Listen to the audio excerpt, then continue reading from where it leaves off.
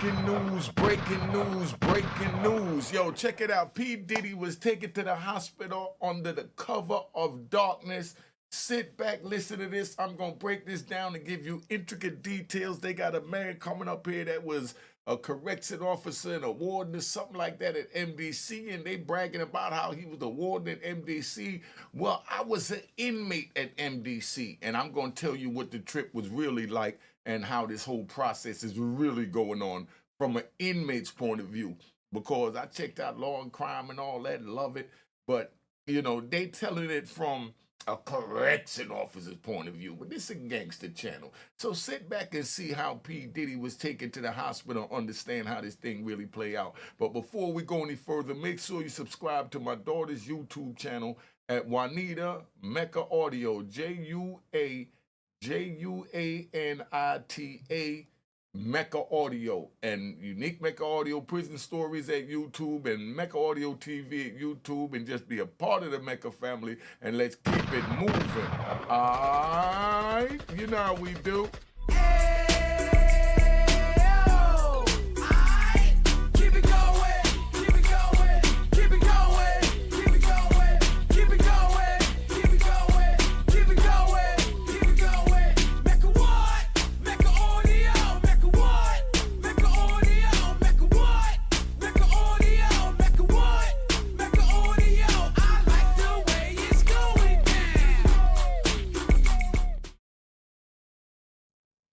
All right, you know what it is. Unique Mecca Audio, man. I'm over here. We're going to talk about P. Diddy. We're going to show you how this thing play out. We're going to let them break it down. But remember, subscribe to my daughter's YouTube channel at Juanita Mecca Audio, Juanita. All right, let's get this program started, man. Quick recap of how we got here. In September of last year, Diddy was indicted by a federal grand jury on charges of racketeering conspiracy, sex trafficking by force, fraud, or coercion, and transportation to engage in prostitution. Those charges came down after multiple civil suits against Diddy were already filed, accusing him of facilitating a decades-long sex trafficking ring. Post-arrest, the civil lawsuits just keep on coming. Right now, we're actually at more than 40 filed against Diddy. There's an eerie pattern shown throughout all of these civil suits and the criminal ones too, that Diddy or his associates would drug the victims, rape them as part of what he called freak-offs, and recorded it. He then used that recording as blackmail to force the survivors to keep quiet. But let's just keep in mind, all of this is alleged at this point. Diddy has already pleaded not guilty to his federal charges. But just last week, we actually got some new info about those charges in a superseding indictment. To start with the very basics, the feds now say Diddy's alleged sex trafficking scheme dates back to 2004, whereas in the original indictment, it listed 2008. Here's what it says, quote, "From at least in or about 2004, through in or about 2024, Sean Combs, aka Puff Daddy, P. Diddy, Diddy, PD, Love, the defendant, and others, known and unknown, were members and associates of a criminal organization, the Combs Enterprise, or the Enterprise." Yo, he was the leader of a criminal enterprise for getting coochie. You see what is going on here? He was the leader of a criminal enterprise to getting coochie. Let's get back to this, man. This is just too much, man. Members and associates of the Combs Enterprise engaged in and attempted to engage in, among other activities, sex trafficking, forced labor, interstate transportation for purposes of prostitution, coercion and enticement to engage in prostitution, narcotics offenses, kidnapping, arson, bribery, and obstruction of justice. See, what they're doing is they're pushing the limit on where they could go with the RICO, because you can manipulate anything to fool the people, you know, from the push of a button, you know, and that's what they're doing. They're pushing buttons right now. This new indictment also ups the number of victims. At first, only one victim was listed in the indictment, which some believe is Diddy's ex-girlfriend and the first person to file civil suit against him, Cassandra Ventura. An updated portion of the superseding indictment reads, quote, "Combs and other members and associates of the Combs Enterprise wielded the power and prestige of Combs' role at the Combs business to intimidate, threaten, and lure female victims into Combs' orbit. So basically what they saying is that Diddy used the company to say, I'm the bad boy that own bad boys, so you do what I say or else. You know what I mean? That he used the company to, to force or, coerce these people into doing these X acts. All right? often under the pretense of a romantic relationship. And Combs claiming to then be in used love. force, threats of force, and coercion to cause victims, including but not limited to 3 female victims, victim 1, victim 2, and victim 3. That sound like scorned lovers to me, right? Because bottom line is what they did, right? They went out and got Diddy's ex-girlfriends, you know, that's disgruntled that he stopped giving them the allowance. Diddy, you violated when you gave them allowance. They're not used to allowance. Their parents didn't give them allowance. How the hell are you going to come in and give them allowance? What is wrong with you? Because you got it, I know you want to be nice, but there was so many thorough dudes you could have looked out for that wouldn't have sat there and went to the grand jury on you and had you in the position that you're in now and be airing you out on YouTube. But for some reason, when y'all get the bag, what the problem is, you find the weakest person with the biggest story because you don't want the realest person, with the realest story. Because you don't feel or you can't control the realest person. But, you know what I mean? It is what it is, man. Let's play it out. This is just pathetic.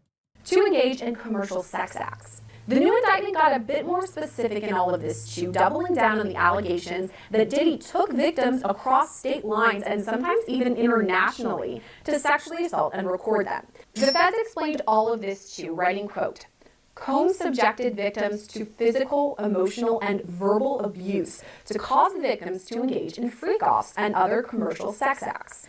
Oh, he verbally abused them. You stinking no good. Get on your knees and boop, boop, boop. And you had to do it? I don't know. I'm just trying to get an answer for this and just trying to get y'all to, speak on things to create content. But you tell me, how does that go? Here you go, girl, selling coochie, as they say, and she gets her feelings hurt because, somebody tells her to get in a certain position. And she's selling coochie, is what they're saying. Yo, this is going to be so much fun, covering right here. Combs maintained control over his victims through, among other things, physical violence, promises of career and financial opportunities, granting and threatening to withhold financial support, and by other coercive means, including tracking their whereabouts, dictating the victim's appearance, monitoring their medical records, controlling their housing, and supplying them with controlled substances. See, so bottom line, what they're saying is that Diddy basically took care of them, did everything for them, and, he did this in order for them to do whatever it is that they're accusing him of them doing, So it's like, a barter. What they say in the hood, because it's a gangster channel. Fair exchange ain't no robbery. I pay your rent, I pay your bills, I do this, I do that. You understand? And you do this, you do that, you do this, and you do that. You agree to that contract, I pay your bills and do what I'm supposed to do. Then you do what you're supposed to do. But then here it is years later, they got laws that you could come out and you could renege on the contract and throw the man under the bus as long as it was an opposite gender. Welcome to America, So, this is where we at. Not downplaying it, not picking sides. Just want y'all to see the real and understand the real for what it is, because this is a real channel and we deal with real facts here. All right, bottom line. You're in a relationship, you agreed to something 30 years ago, and then here it is now. You didn't really want to agree to it, or as you grew older mentally, you realized you were stupid for agreeing to it. And then here you go now with your stupid ass backing up and say, I could go into the middle section, generate Mac in New York City with it expires a month. Yeah, let me call Tony Busby. Let me call Mr. Blackburn. They got lawyers for this. And this is how this all plays out. But it's whoever writes the best script in the court is who's gonna sell the story the best to the jury, man. Let's get it moving. During and separate from freak-offs and other commercial sex acts, Combs, among other things, hit, kicked, threw objects at, and dragged victims, at times by their hair. Okay, hold up, pause. I know y'all gonna get me for this one, so I'm gonna hit the gunshots. Y'all gonna get me for this one, yo. Yo, back in the days, right? You females from back in the days, right? If you want to keep it 100, how many of y'all either knew someone or you yourselves was being smacked, kicked, and dragged by the hair? And that's where we had to come out and defend you as your brother and your family and your homies and everything else. This is a part of the twisted mentality that we have that caused this type of madness where now they're bringing our twisted mentality that they instilled with us by the music, the entertainment, the movies, the videos, the arcade games, the PlayStations, and everything that they're giving to us to let us see, and that drags us into this, twisted way of thinking. Where back then, that was the norm. Oh yeah, Kenny whooped such and such ass the other night. You know what I mean? What would she do? I don't know. She got out. And that was the end of it. But nowadays, oh, you could never say it like that. That's what I said. Let me hit the gunshots. Because I know the rat bastards and flip-flop wearing in public trolls is coming at me for that one, but I'm just keeping it real. That's why I like the dude Charleston White. Big round of applause to Charleston White. Big round of applause to Charleston White. Big round of applause to Charleston White. I watch Charleston White. Charleston White said everything that I want to say, but I'm trying to, work with the youth. You know what I mean? He says, everything that he says is majority of it is factual because he's seen it all. He just says it raw and to the point, and it like shocks the world. Like, how the heck is he gonna sit there and say something like that? But that's Charleston White. Love him to death, right? He said something about, ain't you never had no freaky aunt or an uncle that they go in the bathroom and they tear it up and boom, boom, boom, boom, boom, and they arguing and fighting, and then they go in the bathroom and make up and make love while they at the family picnic. They arguing in front of everybody. They scratch each other's eyes out, and then they go in the corner room and they go get their freak on, but that's their little, twisted mentality in order to get right. So that's what Diddy's basically accusing Cassie of, saying we had a twisted sex life, and that's what it was. And now she's trying to make it into something that I just don't get it. Let's play the rest of this, man.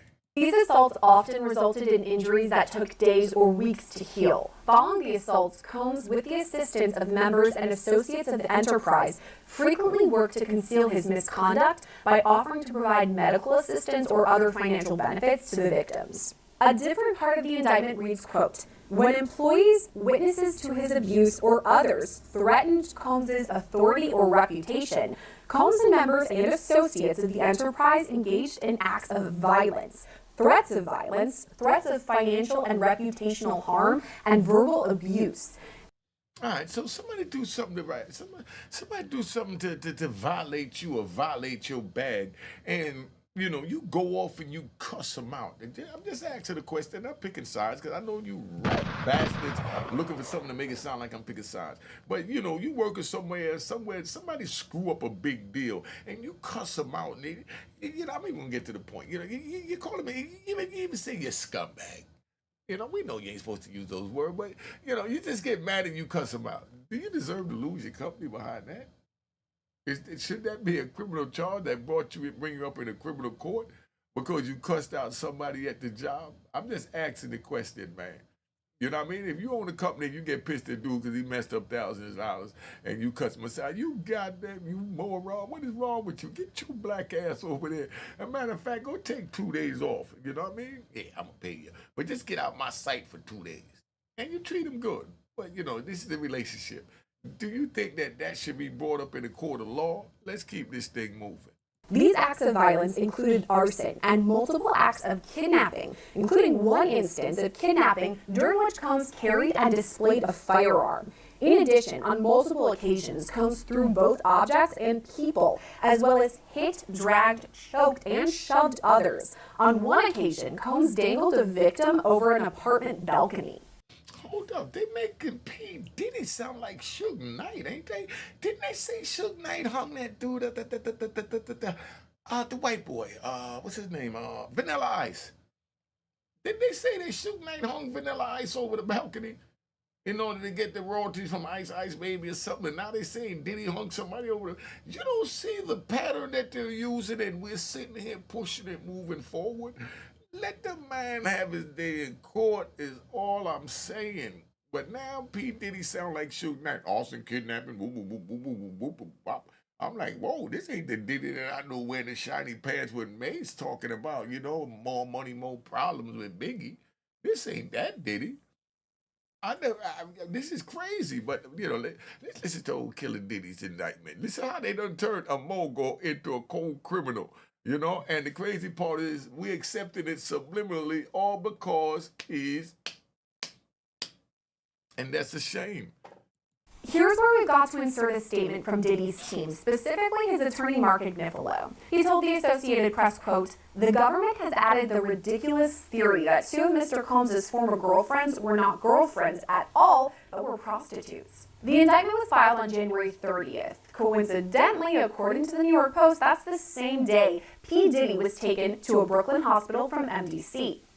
All right, so bottom line is he's saying, like, come on with the crap, man. This is Diddy's girlfriend. They scorned lovers like R. Kelly said. Oh, damn, I shouldn't have said R. Kelly. You see where he at.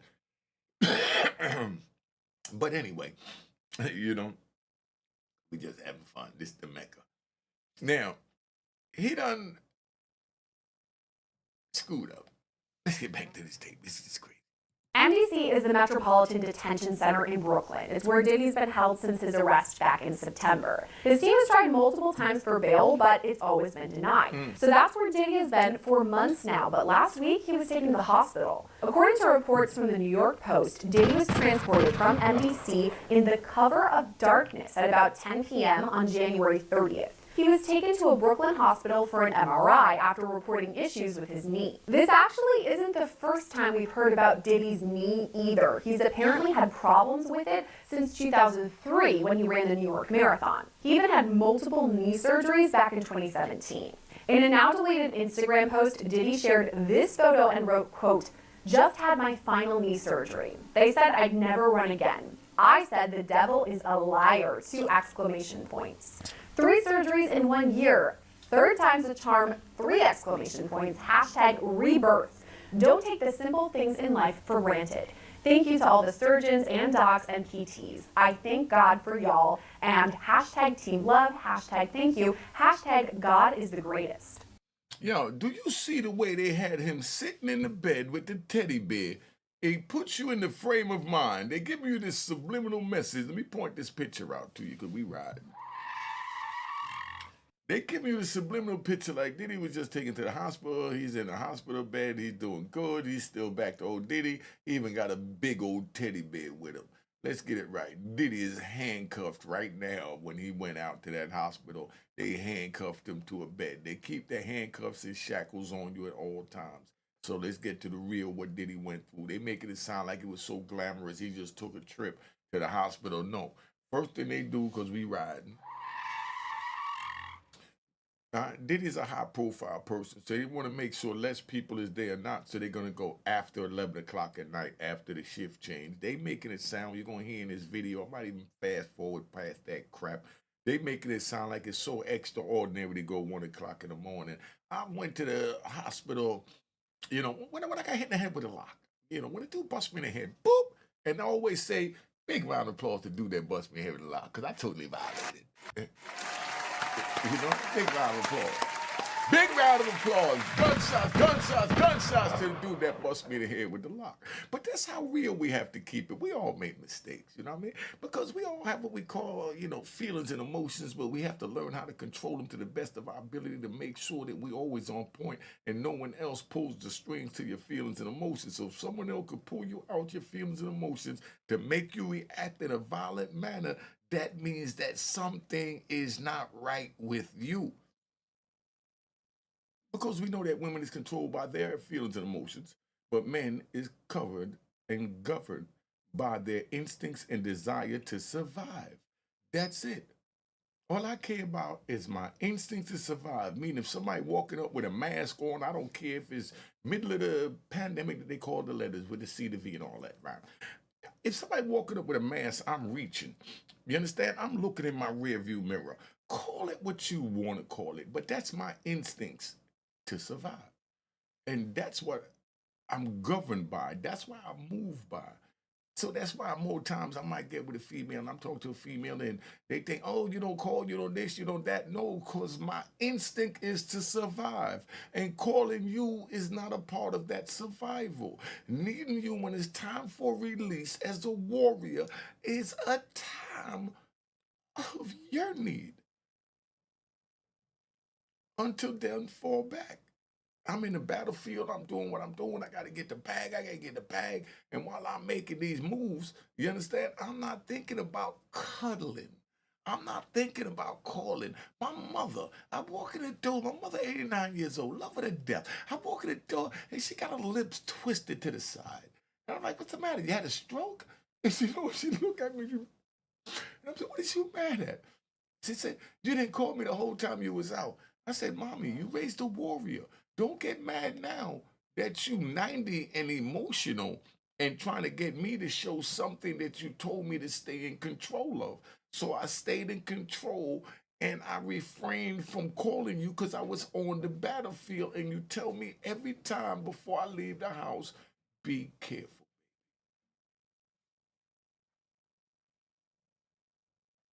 This is what's going on. So you understand, it's real. But them trying to twist it like, oh, they took him out after 9, they made it like it's just such a wonderful trip. No, I talked to my mother when I came back from the hospital, and I told her, yeah, Mommy, the shackles was a little tight, but, I just, stretched my legs a little less further to take the pressure off the shackles hitting my ankle and scraping me up and drawing blood like the first time I had to learn to walk in these shackles, and these Europeans is telling me, hurry up, boy. Let me tell you one ride. I know this about Diddy, but we ride. This way we ride at the Mecca.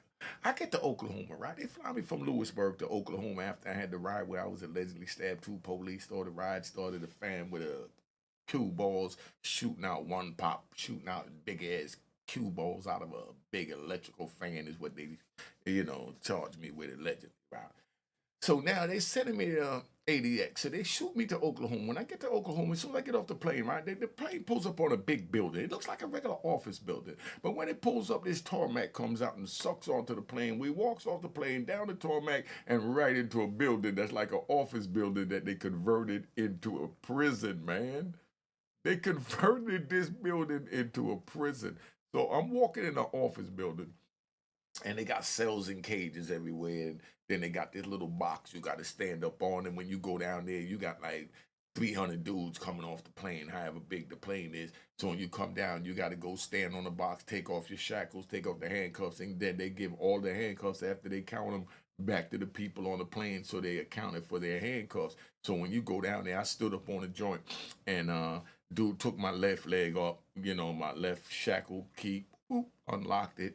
You know what I mean? I stood there, and I'm just glad to have the pressure released off my ankle, for it was so tight. I didn't know, and they didn't lock it. So when I walk, it got tighter and tighter, and would scrape my skin, and they wouldn't even touch it because they said once we're in flight, we don't do nothing. So now we sitting there, and dude taps my left ankle, and when he tapped my left ankle, I picked my left leg up off this little wooden block that they had me standing on like I was on a slave block. And he tapped my left ankle. And when I picked it up a little bit, instincts, right? When I picked it up due to the instinct, can you believe this man actually, right? Check this out. He said, "That a boy." He tapped me on my ankle. I picked it up and he said, "That a boy." And spit out a big glob of tobacco on the floor. Spit, slime everywhere, and I'm looking at it. And I just took that left leg and I tried to, let me hold up. We don't want to get into promoting violence, but, let's just say it didn't end well, They beat the crap out of me. I lost the fight, but I won the battle because I was in the fight, but they whooped the crap out of me. I mean, they beat me so bad, man, I was dizzy for 3 days. But, round of applause to the, correcting officers that whooped me in Oklahoma. Round of applause. All right, relax. Let me get back to Diddy, because I get into my little rides and it's just all over the place. But hold on, man, hold on. He also wrote, quote, "God puts us all through things for a reason. It's up to us to learn through the things that he puts us through. Sometimes you have to go through the pain to get to the joy. This journey has brought me closer to God, closer to my family, and most importantly, closer to myself, as this has been God's will. So apparently Diddy's knee has been bothering him recently, so he reported it. At some point, it was decided that he needed medical care outside of the jail, so he was taken to a Brooklyn hospital. He was only gone for a couple of hours and came straight back to MDC after his MRI was finished. Diddy's attorney Mark Agnifilo told TMZ, quote, "I cannot comment on anything related to prisoner movements. Also, I'm not commenting on anything related to possible medical issues." A statement from the Federal Bureau of Prisons was released too. It says, quote, "For privacy, safety, and security reasons, we do not comment on the conditions of confinement for anyone in our custody, to include medical status or medical trips." Well, the Federal Bureau of Prisons may not be able to comment on all of this, but I do know someone who can. I'm going to bring in Dr. Dwayne Hendricks, a former corrections officer and deputy warden right there at MDC. Dwayne, thanks for coming on with us once again. You're a friend of the show and give us a great interview every time. And what I wanted to ask you about today is Diddy leaving MDC to go to the hospital. Is this a big undertaking? All right, so before we go, this is Unique Mecca. Audio, he served 26 years in federal prison. He went through MDC a total of 4 times. And I'm going to speak from an inmate's point of view as this, ex-correction officer, whatever he was. But anyway, whatever he was, he's going to speak from his point of view. Let's get this popping. Not necessarily. Only in the format that it happened with him leaving later in the evening. Typically, inmates are given a physical within the first 14 days of their arrival, and if there's anything that indicates that needs immediate follow-up, the medical team there will follow up immediately. However, if there's some procedures or some sort of medical processes that need to go through that are not available at the institution, or they can't bring someone in like a specialist to come in to do to perform that medical process at the institution, they will schedule medical trips on a monthly basis, and there's a review team that goes over those trips every month. And but this particular process was a little bit different because, as you know, most doctors' offices and most folks that do MRIs and X-rays and things of that nature, they're on a normal work schedule, between, the normal business hours of maybe 10 o'clock and maybe 6 p.m. So in that case, this was a little bit different, getting him outside the facility in the late evening hours to do just, possibly a basic MRI. All right. See, that's a bunch of crap, right? That's a bunch of crap. That's the norm. All this he's saying, that's the norm. Listen, I was what they call the CIMs, Central Inmate Monitor, right? It was called SIMS, CIMS, Central Inmate Monitoring System, the proper name for it. So that means anytime they had to move me, they had to notify Washington, D.C. before they could move me. So they have what they call regions, right? Because we ride. They got what they call regions, right? Like Pennsylvania is the Northeast region, Dublin is, the South region for California. You got a problem with the feds, you write the region there, and then from there it goes to Washington, D.C. But it's a region for everywhere you was at, right? So now, this is bull crap because while I was on the Sims monitoring system, anytime they moved me late at night like that. They woke me up like 1 o'clock in the morning, took me down to a cell, and after the 3 o'clock count, I was in the van with a bunch of police cars behind me headed to a hospital because I was a central inmate monitor. You know what I mean? Meaning they needed to monitor me. That's what Diddy's under. He's under nothing different than what any other inmate is under. So Diddy's under what they call a SIMS. CIMS, Central Inmate Monitoring Service, is what Diddy is under right now. So anyway he move, they have him down as armed, extremely dangerous, violent, you know what I mean? Take extra precaution and make sure you put what they call the black box. Y'all that been incarcerated know about the black box. The black box keep your hand like this with a box in between so you can't do nothing but this with your wrist. You can't even use your hands to do nothing. You sitting there for, 3 hours on a flight, from Pennsylvania to Oklahoma, because they always stop in Oklahoma first, and then they reload and put you on whatever plane or wherever you're going, because the fuel ain't going to take them all the way there.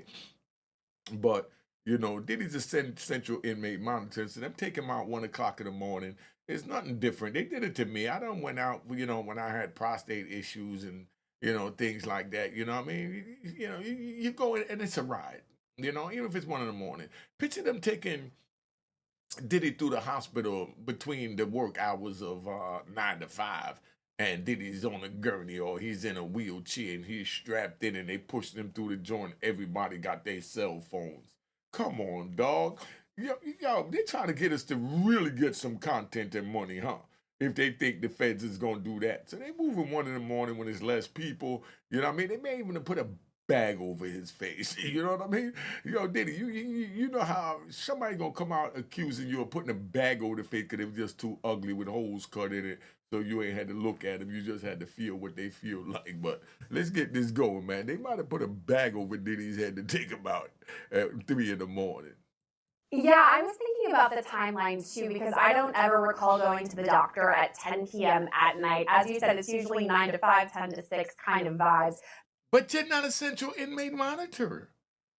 Stop it, please. But for P. Diddy, She's comparing herself to Diddy's situation while he's in the feds for and rejected bail for allegedly being a danger to the community and trying to contact witnesses to bring them harm, and you're comparing that man to you. Stop it. It don't work that way.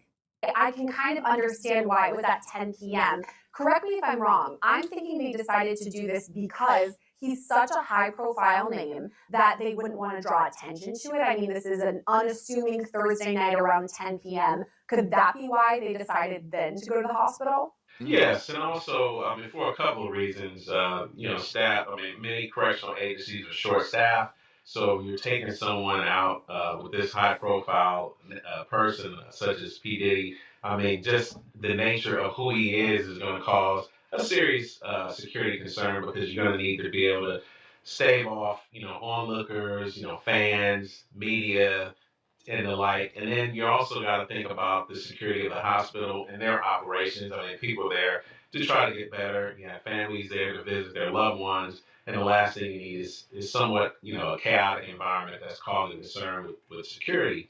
And also, just, most people don't know this, but he's actually under the primary custody. He's a U.S., what we call U.S. Marshals inmate because he's on pretrial status.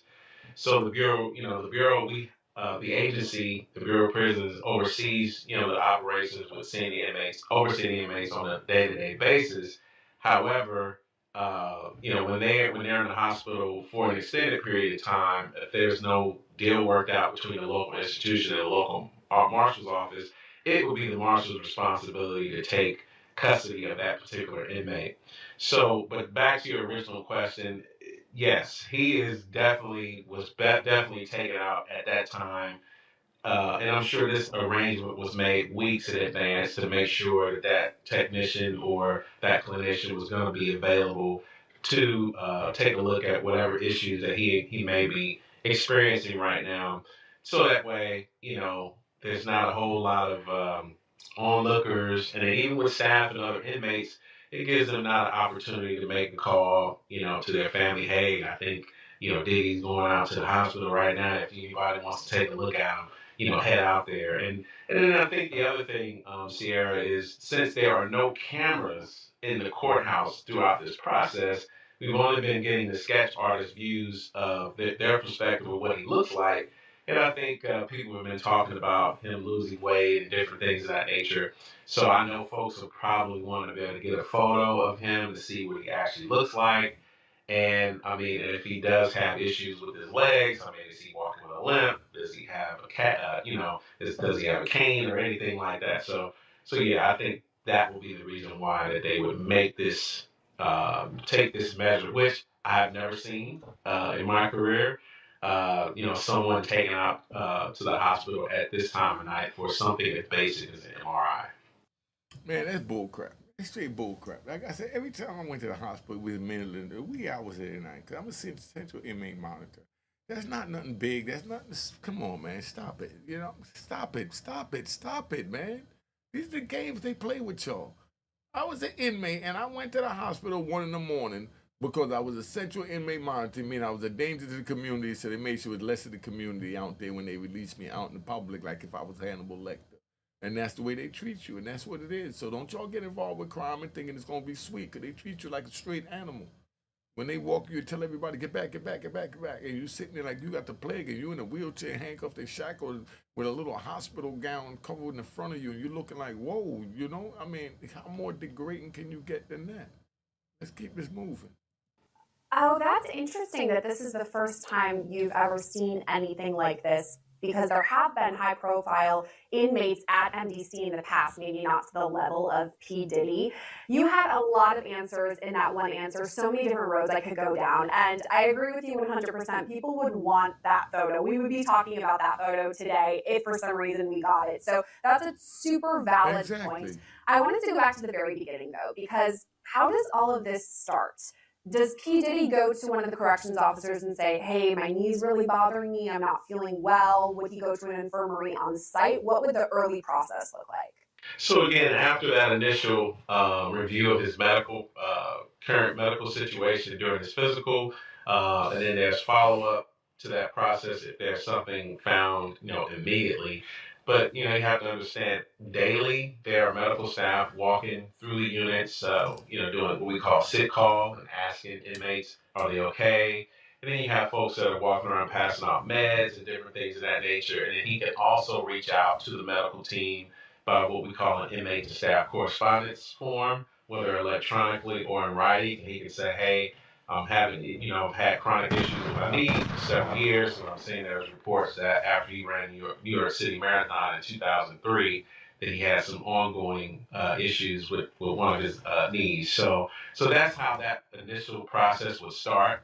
And then and if it's nothing like emergent, because again, if his knee was bothering him to the point where he fell out or something like that in the evening, then obviously they would take him to the hospital right away. It wouldn't be a thing where they would schedule that out. But in terms of something that basic, uh, that would have to be looked at well in advance, and then they would make that appointment, and then reach out to the hospital staff and say, hey, you know, can you get someone that can, one, keep their mouth shut, that's going to be on schedule to work overtime or switch their schedule to do this particular procedure? Can they keep their mouth shut and not expose that, hey, we're going to bring him out into the community for a couple of hours to do this process? So there had to be some high level planning, not just at the local institution and local hospital, but obviously probably at the regional office level and maybe even at the DOJ level, saying that, hey, this individual is going to be going out for a short period of time to make sure that they're taking care of these issues that he may or may not be having with his knee. Yeah, the All right, so you see all that, right? They had me mesmerized with all this crap they were saying. Bottom line is, they got a sick call. Sick call walk through every morning. They come through at 4 o'clock in the morning when they know for a fact you sleep. So they come through and they ask you, sick call, sick call, sick call. And they walking down the tears so fast, by the time you even heard them and tried to get up out of the bed, right? They're already down the end of the tier and coming back up the other way. And then you bang on the door, you calling them, they act like you don't hear them. You banging, boom, boom, boom, boom, boom, sick call, sick call. And they right there on the tier, they keep going. You got to call them all kinds of biatches and everything else. You know what I mean? To cold disrespect them for them to come back to address the disrespect in order to have a conversation to be put on the sick call list. You can't just say, yeah, I want to be on sick call. It don't work that way. They come when they know you sleep, but they come for rec call at 5 o'clock in the morning. They walking through when the person in his second dose of sleep. He comes and he goes, rec, you want to go to rec? Anybody want to go to rec? Anybody want to go to rec? And he's whispering and going down the tier. While he whispering and going down the tier, nobody can even hear him. He just throw the cover over his head when he even think he hears. There might be a mouse or something running around. This what we thinking in the joint. But they make it like it's all that. But now they don't brought P. Diddy into that world. So Diddy, this is what my world looked like for 26 years. He sent me a few pictures while I was locked up. Gave to my brother's baby mother and my baby mother a job. You know what I mean? So, when he first started Bad Boy. So I don't have any gripes against him, but that don't mean that I'm riding with him. So let's not say that, you know what I mean? But, I do know him personally, and he did send me a few letters while I was in jail. But that don't excuse what he's accused of. If he did any of that, he deserved to be punished to the fullest extent of the law. Let me say that, for the record, but we really don't know people. And this is what it's about. So you got to be careful who you meeting, when you meeting them, why you meeting them, and how you meeting them. Let's keep this thing moving, man. 'Cause I've been on here long enough. Planning into all of this, based on what you're saying, does sound like it was pretty specific, that they wanted to make sure everything went through smoothly. And I wanted to ask you about the logistics. I know we've talked about this before, transporting Diddy to court, which we've seen him there several times. I mean, at least the sketches. Our reporter there has seen him in real life, but we've seen the sketches. As far as this goes, though, with him going to the hospital, is it different? I mean, would he be in his jumpsuit? Would he have cuffs? Would there be somebody with him at all times, even when he's in the MRI? What would that look like? What would happen? He would definitely go out in his institutional jumpsuit. He would be handcuffed, leg irons, and what we call a Martin chain, which is the waist, the chains around your waist, handcuffs, and then what we call a black box. That would be a That's little that black mechanism that would box. go over the handcuffs to make sure that he is not moving around necessarily. And I'm almost certain that they probably had 3 or 4 staff with him and even possibly someone in a different vehicle, what we call a chase vehicle, just to make sure that everything is secure and everything is well in that regard. Now, in terms of the X-ray, I'm sure whatever cuffs that would need to be taken off for the X-ray to be done, accurately to do the process. I'm sure if they need to take off a little bit of the handcuffs or the chain or whatever, and depending on where they were going, I don't know if they would necessarily take off the leg irons, but they would make it to where if he would be comfortable enough to make sure the medical procedure is done in the right way, and the staff would be right there with him at all times. No one would definitely not be leaving his side. Yeah, that's a bunch of bull crap. That's a bunch of bull crap. Bottom line is, when they take you out, man, like I said, they got a chain around your waist. That's the Martin chain he talking about. You got a chain around your waist, and that goes through the handcuffs that's on your wrist. And then they put a black box on your wrist so you can't move your wrist. Like I said, we hate those black box. And the messed up thing is, an inmate created the black box. An inmate created the black box that holds your wrist together like this. Now, why would he do something like that? It's an inmate. While he was an inmate, created the black box and gave it to the government, saying you could secure them like this. Because I'm sure he didn't include himself in that. But anywhere I went, I had that black box. You got the chain, you got the handcuffs. The chain go through the handcuffs, and then you got the black box go down there. And they put a black padlock on the black box, and then they put what he's calling leg irons, shackles. Let's call it what it is. They shackles. So imagine getting pants that's waist 42 when you were waist 32 and you walking. That's where the sag in the pants came from, if y'all want to really know. But that's because you wasn't allowed to have no belt, no shoestring or nothing. And they gave you whatever pants was available, and you had to walk bow-legged to hold the pants up while you was handcuffed in shackles so they don't fall down and show all your privates. So that's where that come from. Everybody want to have their pants sagging and all that. Know where it came from, right? One of the places.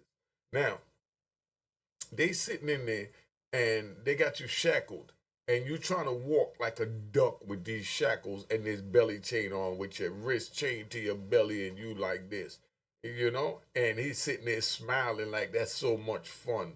My dude, I had to live through it. It's no fun at all, and that's why I'm telling you, don't get involved. It's no fun. It's not worth it, man. It's not worth it. It's definitely not worth it. Let's finish this up, man. I'm glad that you brought up the handcuffs, because that was my first thought. Metal, MRI, we probably can't put those two together. But as you pointed out, there was probably several different corrections officers or staff with him at the time. So it sounds like that probably went through successfully and he was returned back to MDC. But let's say, for instance, P. Diddy needs another surgery. He's had, I think, 3 so far, and he's been suffering from this knee ailment for about 20 years at this point. You mentioned the New York City Marathon back in 2003. So quite a while he's had this. Let's say that he does need another surgery. What would that look like? Because I know the recovery process for a knee replacement is extensive. When my mom had it, I had to move in with her and help her with day to day things, but that was much different at her house rather than at MDC. So let's just say, speculate, he's going through with this surgery and then he has to go through recovery at MDC. What would that look like? Well, I mean, inmates have procedures all the time. I mean, you have folks there with cancer, you have folks there with serious other chronic diseases, and sometimes it does require individuals to have surgery even while they're on pretrial status. So, it he if he would have to have the surgery, he would have it. He would go through the regular process like any other inmate, and then if the procedure does occur, he would stay in a local hospital or in a treatment facility, obviously with security there with him around the clock. And then when it's deemed that he can come back to the institution, he'd come back. I mean, there are several inmates in these facilities that are on crutches, that are in wheelchairs, and folks that just can't walk. I mean, there are people that actually show up to jail in a wheelchair. And you have other inmates there to assist them to move around the institution or the compound, or in that regard, a jail. But that's how that situation would be if he did need another procedure. All right, so basically, what they're saying is that you go to the hospital, they bring you back to the jail. If you got a friend, your friend is going to help you as far as with your rehabilitation. If your friend don't help you, you just ass out and you on your own. You know what I mean? And that's the way it is in a prison. That's why I say don't go in there. It ain't worth it. Cut and dry to the point. It's interesting to think about recovery inside jail, but it sounds like it's pretty common because, as you said, people go on with their lives, they could have issues, and it sounds like that's pretty much covered. So, if that's what happens, you will go through recovery there at MDC. My next question about all of this, too, it gets me thinking to kind of like TV shows or movies. So, correct me, this is like a stereotype. But sometimes we see inmates would purposely get sick or they would conflate their injury or illness because it's fun to leave. They get to go in a vehicle, then they get to spend some time at the hospital. Is this something that ever happens? I mean, would they make sure 100%, okay, P. Diddy really does need his knee checked out, or would they just kind of take his word for it? Well, what the first thing you described is a person that what we call malingers. People who feign injuries, who are always constantly complaining about something. When the senior staff will make rounds to the unit, or to psychological staff, or to health services personnel. Um, yeah, I mean that does happen. However, you got to keep in mind he has to have all persons have to have a physical within those 14 days. And then, by him having chronic knee issues, I mean, obviously they can validate that per se. And then again, it will be a process for them to follow up to schedule those appointments. Because, like you said, some people do want to get a break and just get out of the institution for a little bit, and get away from the day to day noise and just being in a cell or being around other inmates for a while, maybe even eat a little bit different food. But because remember, there was a story about a month or so ago about him just wanting to go because he wasn't feeling well. He had to do meditation to calm down, and they didn't take him out for that. So, and I'm not saying that because I can tell you, we've sent inmates out to the hospital for hangnails or, hurting their pinky playing flag football or basketball in the unit, that kind of thing.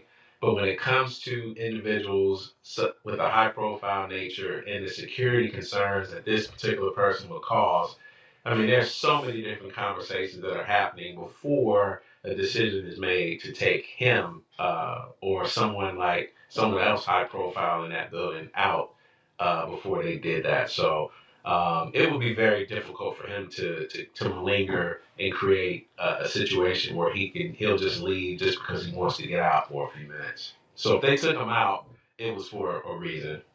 And we have seen in the past, he's posted photos of him on Instagram where he's in the hospital. This is an ongoing thing pre his arrest or any allegations. We did hear about this knee issue. So it does sound like it is a legitimate issue that he's been dealing with for some time. And if that's the case, let's say that he's in super amount of pain. A traditional doctor would probably prescribe some pain medicine like opioids or narcotics, which are pretty, I would say, coveted in jail. You don't want to get those in the wrong hands. So would there be extra eyes on a prescription if he was given something like that to make sure he is the one taking them and no one else has access? Well, I will tell you, each institution has their own pharmaceutical staff, and those meds are highly protected in that facility.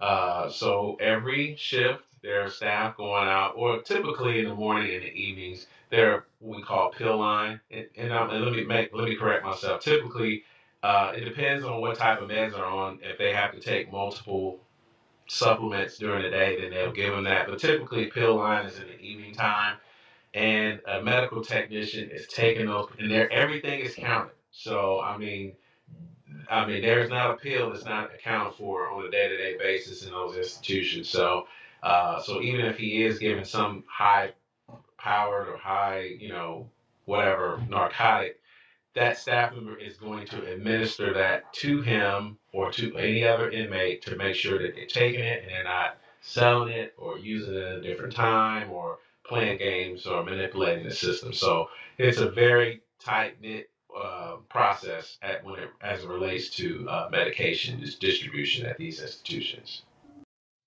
All right, so that's where we at, right? So that's what P. Diddy, that's what he's going through. I just want to give you all a breakdown. Remember to subscribe to my daughter's YouTube channel, Juanita Mecca Audio, Juanita Mecca Audio, Unique Mecca Audio Prison Stories, and Mecca Audio TV. And cop my man Lou Sims' book. We out of here. Cheers, cheers, toast the crime, toast the crime, the crime, the crime, the crime.